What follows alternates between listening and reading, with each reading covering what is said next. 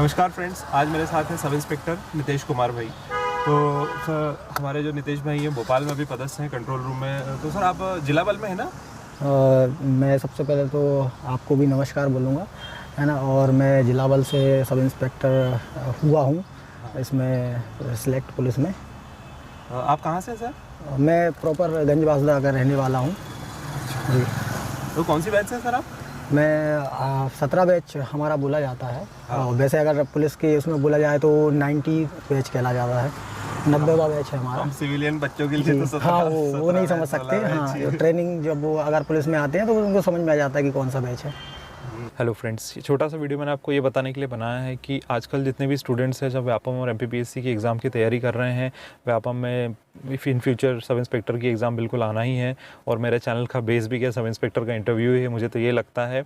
तो फ्रेंड्स, इसके लिए मैं आपको एक बहुत ज़रूरी चीज़ ये बतानी है कि आप लोग अपनी तैयारी के साथ साथ में फ्रेंड्स जो है टेस्ट सीरीज़ भी बिल्कुल आप लगाइएगा। और टेस्ट सीरीज़ लगाने के लिए सबसे बेस्ट ऐप है अभी अवेलेबल मार्केट में टेस्ट बुक की। तो आप इस टेस्ट बुक की ऐप को आप डाउनलोड करिए, नीचे दिए हुए डिस्क्रिप्शन बॉक्स में उसमें आपको इंस्पेक्टर 40 कोड का आप उपयोग कीजिए। तो आपको जो व्यापम और एमपीपीएससी की एग्ज़ाम है उसके लिए वैरायटी ऑफ टेस्ट सीरीज़ आपके लिए खुलेगी। और आप यकीन मानिए कि इनका जो टेस्ट का जो लेवल है वो व्यापम और एमपीपीएससी के लेवल के अकॉर्डिंग ही इनको बनाया गया है। क्वेश्चंस जो हैं उसी पैटर्न के आधार पर बनाए गए हैं जो व्यापम और एमपीपीएससी की एग्ज़ाम की है। तो इसमें आप इंस्पेक्टर 40 कोड का उपयोग कीजिए। इंस्पेक्टर 40 कोड का उपयोग करेंगे तो आपको 10% का डिस्काउंट भी मिलेगा फ्रेंड्स। ये तो good luck friends, all the best आपको फ्यूचर के लिए। तो आपने तैयारी कैसे करी थी सर सब इंस्पेक्टर की? और नहीं, ग्रेजुएशन तो बताइए सर आपने। ग्रेजुएशन में मैंने बीई किया है और यहीं भोपाल से किया है। और पोस्टिंग भी अभी फ़िलहाल भोपाल में ही। तो बीई आरजीपीवी से किया है, यूनिवर्सिटी ऑटोनोमस कॉलेज है वो। हमारा पहला बैच था ऑटोनोमस का वहाँ पर। तो वहाँ से बीई किया है। और बीई के टाइम पे ही मुझे ऐसा फील हो गया था कि मुझे अर्निंग के लिए और लाइफ के लिए, मतलब घर की जिम्मेदारियां संभालने के लिए जॉब ज़रूरी है। तो मैंने जॉब की प्रिपरेशन स्टार्ट ग्रेजुएशन के दौरान ही कर दी थी। बी कौन सी स्ट्रीम से किया था आपने? बी मैंने कंप्यूटर साइंस से किया है। तो आप सर टेक्निकल में भी आप आराम से आ सकते थे ना, रेडियो वीडियो इन सब में? हाँ, समस्या ये थी कि मैं जिस बैकग्राउंड से आता हूँ, मतलब बासदा कोई इतना बड़ा शहर नहीं था उस टाइम पे, है ना। और अभी भी इतना बड़ा नहीं है। लेकिन हाँ, टैलेंट की कोई कमी नहीं है वहाँ पर, टैलेंट बहुत है। लेकिन लोगों के पास वही जागरूकता, संसाधन की कमी है, जागरूकता की कमी है, अवेयरनेस बहुत कम है वहाँ पर। लोगों को नहीं पता है कि किस तरह से हम आगे बढ़ें या अपनी लाइफ का एक डिसीजन लें, वो थोड़ी बड़ी कमी थी।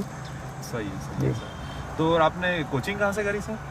कोचिंग मैंने यहीं भोपाल में महिंद्रा से की है। अच्छा, सेल्फ स्टडी पे ज़्यादा फोकस रखिएगा? सेल्फ स्टडी का कैसा? नहीं, मैं सेल्फ स्टडी बहुत कम करता था। मेरी थोड़ी लापरवाही की आदत रही है। मैं मतलब मुझे ऐसा लगता था कि यार ठीक है, इतना नॉलेज तो है कि जॉब लग जाएगी, है ना। आज नहीं तो थोड़ा समय लगेगा लेकिन लग जाएगी। और हमारे टाइम पे कंडीशन भी बहुत अच्छी थी कि एग्ज़ाम लगातार हो रहे थे। 14, 15, 16 में काफ़ी अच्छे एग्ज़ाम हुए, 17 तक एग्ज़ाम हुए। अभी 3-4 साल से एग्ज़ाम नहीं हो रहे हैं। तो 5 साल हो गए जी, हाँ, लगभग 5 साल। मतलब ये अपन भी होते अगर अपनी नई नौकरी, मतलब 18 के बाद से सब इंस्पेक्टर की भर्ती नहीं आई है। आज 22 चल रहा है। 4 साल। तो आपने सर बुक्स नोट्स कुछ याद है? आपने कैसे स्ट्रेटेजी क्या थी आपकी मेन? तो मैं बताता हूँ। जब मैंने पढ़ाई, मतलब मुझे जब फील हो गया कि मुझे जॉब चाहिए, तो सबसे पहला मेरा उद्देश्य केवल, मैंने नहीं सोचा था कि मतलब मैं सब इंस्पेक्टर बनूंगा या फिर ये बनूंगा। ऐसा कोई टारगेट नहीं रहा मेरा। बस एक ही उद्देश्य था कि हाँ, एक जॉब पाना है, ठीक ठाक सम्मानजनक, और जो जॉब मिल जाए, एक अर्निंग का रास्ता मिल जाए, थोड़ी घर वालों की हेल्प कर सकूं आर्थिक रूप में। क्योंकि पिताजी ही अकेले हमारे घर में कमाने वाले हैं। और खर्च मैं बहुत ज़्यादा करता था। मुझे लगता था कि यार मुझे थोड़ा सा घर की हेल्प करना चाहिए। और मैंने कोचिंग, जी हाँ, क्या क्वेश्चन क्या था आपका? मैं थोड़ा सा भूल गया हूँ। कोचिंग का था पूछा था। कोचिंग पे आपने ज़्यादा फोकस किया कि सेल्फ स्टडी पे? हाँ, मैंने सेल्फ स्टडी पे फोकस नहीं किया क्योंकि मतलब कर नहीं पाया। उसका कारण था कि मैं थोड़ा सा केयरलेस था सेल्फ स्टडी के मामले। उसका मैंने एक ही तरीका अपनाया था कि मुझे अपने आप को बांधे रखना है स्टडी से। तो मैंने उसके लिए ही कोचिंग स्टार्ट करी थी कि मैं कम से कम कोचिंग में जाऊंगा तो वहाँ कम से कम एक टाइम रूटीन रहेगा और एक माहौल में रहूँगा, उस हिसाब से पढ़ाई करता रहूँगा। तो इसीलिए मैंने कोचिंग स्टार्ट की थी। और मैं बासदा ही से अप डाउन करता था, डेली आता था महिंद्रा। 2 घंटे की कोचिंग रहती थी, लेकिन 2 घंटे ट्रेन में ट्रैवल करते हुए मेरे साथ काफ़ी और भी लोग आते थे। उनमें से कई लोगों का सिलेक्शन भी हुआ है, कई लोगों का नहीं हो पाया है। ट्रेन में पढ़ाई भी हो जाती है? हाँ, ट्रेन में आते टाइम कभी कभी पढ़ लेते थे, लेकिन बहुत कम मैं पढ़ाई, मतलब मैंने बताया ना, मैं कोचिंग के अलावा शायद ही घर पे भी बहुत कम पढ़ाई करता था। बेसिक्स अच्छे थे। मेरा ये मानना है कि बच्चों के सिलेक्शन इसलिए नहीं होते हैं क्योंकि बच्चे बेसिक्स पे ध्यान नहीं देते हैं। सही बात है। तो आपने बेसिक्स किन किन किताबों से क्लियर किया? बेसिक्स मतलब व्यापम का एग्ज़ाम जो होते हैं उनके पैटर्न के हिसाब से मुझे कोई ऐसी बड़ी बुक की आवश्यकता नहीं महसूस हुई, और ना लगती है कि अगर इंसान व्यापम के एग्ज़ाम दे रहा है तो उसे कोई डिटेल वाली या अच्छे राइटर्स की बुक पढ़ने की आवश्यकता है। इतना डीपली नहीं पूछा जाता है। तो मैंने तो लूसेंट से स्टार्ट करी थी। जनरली लोग यही सजेस्ट करते हैं, उसमें फैक्ट्स मिल जाते हैं और काफ़ी चीज़ें कवर करते हैं, अपडेट करते हैं वो भी। और व्यापम के लिए, जीके के लिए लूसेंट मेरे हिसाब से पर्याप्त है ना। अगर आपको डिटेल में पढ़ना है, आपके पास समय है, आप थोड़ा अच्छा समय दे सकते हैं, तो फिर आप राइटर्स की बुक ले सकते हैं। और मैथ्स के लिए आर एस अग्रवाल जो लोग सजेस्ट करते हैं आमतौर पर कोचिंग वाले, आर एस अग्रवाल काफ़ी है, तो वो काफ़ी है, पर्याप्त है। लेकिन सबसे ज़रूरी चीज़ है प्रैक्टिस। प्रैक्टिस आपको ही करना है। आप कोचिंग भी चले आओगे तो भी प्रैक्टिस आपको ही करना पड़ेगी। कोचिंग वाले आपको ये केवल गाइडेंस दे सकते हैं, आपको थोड़ा आपके डाउट्स क्लियर कर सकते हैं, आपको एक माहौल दे सकते हैं, प्रैक्टिस करवा सकते हैं। आपके एक तरह से वो आपके मदद करते हैं आपके सिलेक्शन में। रास्ता दिखा दिया, खुद ही है। सही बात है। सिलेक्शन लेकिन इंसान खुद ही करता है। सही बात है। और हिंदी क्या, कौन सी बुक से पढ़ा आपने? हिंदी मैंने लूसेंट से ही पढ़ी। हिंदी के लिए भी लूसेंट ही बुक ली थी। आपका सब कुछ इंग्लिश मीडियम में होगा? तो नहीं, मेरा सब कुछ हिंदी मीडियम में, हिंदी मीडियम से ही रहा हूँ।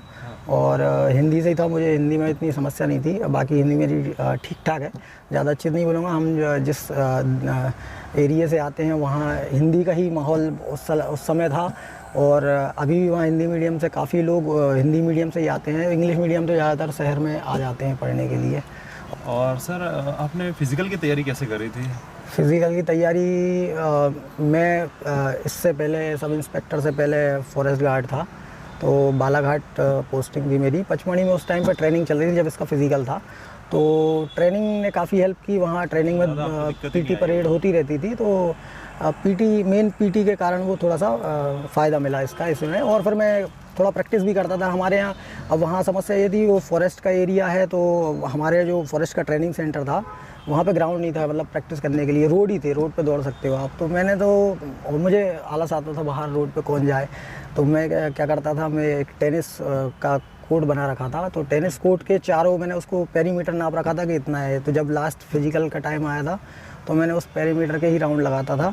और मैं रस्सी कूदने की प्रैक्टिस करता था, तो उससे पैर को अच्छा मजबूती मिलती है। मतलब रनिंग के लिए तो पैर आपके मजबूत होना चाहिए और एक मन में हौसला होना चाहिए। क्योंकि मैंने देखा है ग्राउंड पे जब वो उतरते हैं तो एक राउंड दौड़ने के बाद 2 राउंड लगाना पड़ते हैं। 800 मीटर 400 मीटर का एक राउंड होता है। 800 मीटर आपको क्लियर करना है, वो भी 2 मिनट 40 सेकंड में। तो वो मतलब एक राउंड के बाद जो हौसला टूटने लगता है, यार तेज़ दौड़ना है और कैसे हो पाएगा। लेकिन वहाँ बस इतना हौसला मैंने रखा फिज़िकल के टाइम पर कि नहीं, मुझे दौड़ कंप्लीट करना है, सिलेक्शन हो जाए ना हो। ये तो अपन को थोड़ी ना पता है कि भाई अपन टाइम में आ पाएंगे, लेकिन अपन पूरा एफर्ट लगा सकते हैं उस टाइम पे, तो आ जाते हैं टाइम। अगर आपने एफर्ट लगाया तो आ जाते हैं आप टाइम पे। प्रेशर भी रहता है तो हो जाता है, और बहुत सारा कुछ लक फैक्टर भी रहता है, आपने खाया पिया क्या, और वो सब चीज़ें मायने रखती है। और सर, आपके इंटरव्यू के क्या क्वेश्चंस पूछे थे? इंटरव्यू का कुछ? इंटरव्यू में जनरल लाइफ से रिलेटेड क्वेश्चन थे। जैसे कि मैं फॉरेस्ट में जॉब करता था, तो उन्होंने फॉरेस्ट से रिलेटेड क्वेश्चन पूछे कि फॉरेस्ट किस तरह से वर्क करता है, क्या उसकी प्रोसेस है। जो अपना बैकग्राउंड है वही सवाल, बैकग्राउंड से रिलेटेड सवाल पूछे थे उन्होंने। और उन्होंने नॉलेज के बारे में, जो आपने जो डिग्रियाँ की हैं या फिर आपने कहाँ से किस क्या क्या आपकी क्वालिफिकेशन है, उससे रिलेटेड ही क्वेश्चन उन्होंने किए थे। और सर, फाइनल आप स्टूडेंट्स को कुछ टिप्स दीजिए जो हमारे फ्रस्ट्रेटेड स्टूडेंट हैं। मैं स्टूडेंट्स को केवल एक ही टिप्स देना चाहूँगा कि मेहनत करो, सिलेक्शन होगा पक्का। और थोड़ा बहुत त्याग करना पड़ेगा। जैसे कि अगर आपको ये समस्या आती है कि यार आपका पढ़ाई में मन नहीं लगता है, तो मन तो आपको लगाना पड़ेगा, बैठना पड़ेगा, ये सेटिंग देना पड़ेगी। अगर आपका मान लीजिए अकेले में मन नहीं लगता तो आप ग्रुप स्टडी करिए, ग्रुप में मन नहीं लगता तो आप अकेले स्टडी करिए, लेकिन आपको मन तो लगाना पड़ेगा। किताबों से जब तक दोस्ती नहीं होगी, सिलेक्शन होना बहुत मुश्किल है। सही बात है, यही मूल मंत्र है। यही जी। तो देखा फ्रेंड्स, सर ने बड़ी अच्छी हमको जानकारी दी। तो सर भी आज थोड़े बिजी है हमारे, तो सर आपका बहुत बहुत धन्यवाद इंटरव्यू के लिए। ओके फ्रेंड्स, पढ़ते रहिएगा। All the best. जय हिंद।